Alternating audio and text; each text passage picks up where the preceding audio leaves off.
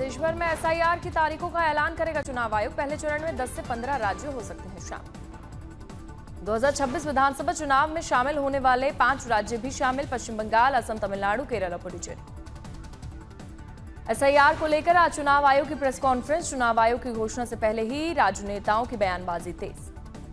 TMC सांसद काकोली घोष दास्तीदार ने SIR प्रक्रिया पर टिप्पणी दी। कहा, एक बार वोट देने वाले का मताधिकार सुरक्षित, नाम हटाने की साजिश नाकाम होगी। बीजेपी नेता शुभेंदु अधिकारी ने ममता सरकार पर निशाना साधते हुए कहा, बंगाल में बहुत फेक वोटर हैं, वोटर लिस्ट का रिवीजन जरूरी। एसआईआर में संशोधन के बाद असम, बंगाल, केरल और तमिलनाडु में पहली बार हो सकता है मतदान।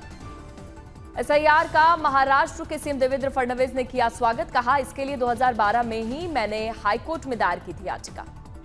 तेजस्वी यादव ने वक्फ बोर्ड बिल के खिलाफ आवाज की बुलंद। कटिहार की रैली में बोले, सरकार बनने के बाद कूड़ेदान में फेंक देंगे वक्फ बिल।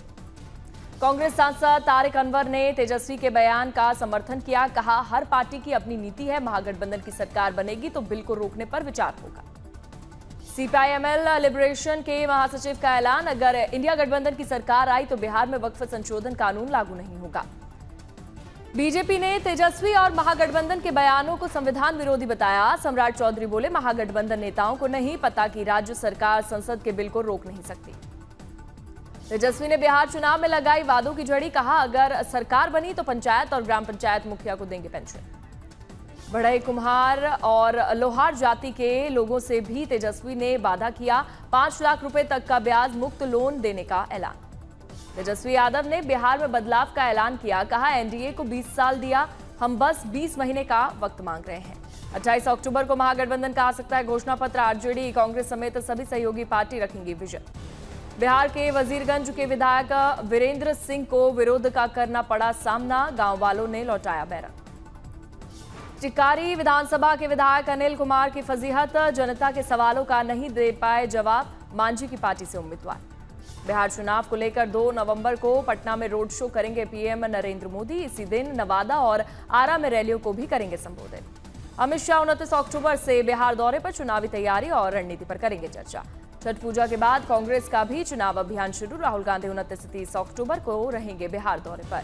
कांग्रेस ने बिहार चुनाव के लिए जारी की पहली चरण के स्टार प्रचारकों की लिस्ट। खड़गे, सोनिया समेत राहुल 40 नेताओं के नाम। पीएम मोदी से मुलाकात के बाद अमित शाह और जेपी नड्डा से भी मिले सीएम योगी आदित्यनाथ। कई अहम मुद्दों पर बातचीत। बिहार चुनाव से पहले एनडीए में दिखी एकजुटता। नीतीश कुमार छठ पूजा के लिए चिराग पासवान के घर पहुंचे। चिराग पासवान ने मतभेद की खबरों को किया खारिज। कहा, नीतीश कुमार के आने से छठ और भी खुशनुमा हुआ। महागठबंधन में गौड़ा बौराम सीट पर आरजेडी वीआईपी में खींचतान जारी। दोनों उम्मीदवार कर रहे हैं आधिकारिक पद का दावा। सीबीआई ने लालू यादव परिवार के खिलाफ आईआरसीटीसी घोटाले में गवाहों की सूची अदालत में सौंपी। आज से शुरू होगी सुनवाई। गृह मंत्री अमित शाह आज मुंबई के लिए रवाना। भारत समुद्री सप्ताह 2025 कार्यक्रम का करेंगे उद्घाटन। मत्स्य पालन कार्यक्रम में भी शामिल होंगे अमित शाह। भारत समुद्री सप्ताह कार्यक्रम में 11 देशों के मंत्री करेंगे शिरकत। अमित शाह मुंबई में आज महाराष्ट्र बीजेपी के नए कार्यालय का भूमि पूजन भी करेंगे। बीएमसी चुनाव विवाद मामले पर शिवसेना यूवीटी नेता आदित्य ठाकरे आज फर्जी मतदान पर पेश करेंगे रिपोर्ट। इंदौर में ऑस्ट्रेलियाई महिला खिलाड़ियों के साथ छेड़छाड़ पर बीजेपी मंत्री का विवादित बयान। पीड़ित खिलाड़ियों को ही दोषी बताकर दी नसीहत। बीजेपी मंत्री कैलाश विजयवर्गीय ने कहा, महिला खिलाड़ियों को लोकल व्यक्ति को बताकर बाहर जाना चाहिए था। कांग्रेस ने ट्वीट कर बीजेपी पर किया पलटवार। कहा, महिला खिलाड़ियों को दोषी ठहराने वाले मंत्री माफी मांगे। इंदौर में ऑस्ट्रेलियाई महिला खिलाड़ियों के साथ छेड़छाड़ के आरोपी अखिल शेख की अदालत में पेशी। कोर्ट ने रिमांड पर भेजा। इंदौर में छेड़छाड़ करने वाले आरोपी अकील के पड़ोसी बोले, उसकी हरकत से शर्मिंदा है पूरा मोहल्ला। दिल्ली में दिल्ली यूनिवर्सिटी की सेकेंड ईयर की छात्रा पर एसिड अटैक, दोनों हाथ जले, बाइक सवार तीनों युवक फरार। लक्ष्मीबाई कॉलेज से कुछ दूरी पर वारदात हुई। पुलिस ने आरोपियों की गिरफ्तारी के लिए दिल्ली के अलग अलग इलाकों में शुरू की छापेमारी। पीड़ित छात्रा ने बताया कि आरोपी 1.5 साल से उसका पीछा कर रहा था, जिसकी शिकायत आरोपी की पत्नी से भी की थी। एनएसयूआई ने एसिड हमले की कड़ी निंदा की। बीजेपी सरकार को महिला सुरक्षा में नाकामी के लिए जिम्मेदार ठहराया। सतारा डॉक्टर आत्महत्या केस पर गरमाई सियासत। राहुल गांधी ने बीजेपी नेताओं पर निशाना साधते हुए डॉक्टर पर दबाव बनाने का आरोप लगाया। महाराष्ट्र से फडणवीस ने कहा, न्याय मिलने तक चैन से नहीं बैठेंगे, राजनीति बर्दाश्त नहीं करेंगे। पंजाब हरियाणा हाईकोर्ट ने भूपेंद्र सिंह हुड्डा और एजेएल केस की ट्रायल पर लगी रोक आज खत्म होगी। गायक जुबिन गर्ग की मौत के बाद गुवाहाटी में उनके लिए न्याय की मांग को लेकर यात्रा, भारी संख्या में लोग मौजूद। भारत और चीन के बीच 5 साल बाद फिर से शुरू हुई सीधी उड़ानें। इंडिगो की पहली फ्लाइट कोलकाता से ग्वांगझो के लिए रवाना हुई। नौसेना के लिए विकसित सैटेलाइट का 2 नवंबर को प्रक्षेपण करेगा इसरो। श्रीहरिकोटा से होगा प्रक्षेपण। दिल्ली दंगों के आरोपियों उमर खालिद, शर्जील इमाम समेत 6 की जमानत याचिका पर सुप्रीम कोर्ट में सुनवाई आज। भटिंडा कोर्ट ने कंगना की स्थायी छूट की अर्जी खारिज की। आज हो सकती है कोर्ट में पेशी। अमेरिका से हरियाणा के 50 युवक डिपोर्ट हुए। 16 करनाल, 14 कैथल के रहने वाले डंकी रूट से गए थे यूएसए। झारखंड में पीड़ित बच्चों को चढ़ाया एचआईवी संक्रमित रक्त। सीएम हेमंत सोरेन का एक्शन। सिविल सर्जन समेत कई अफसर सस्पेंड।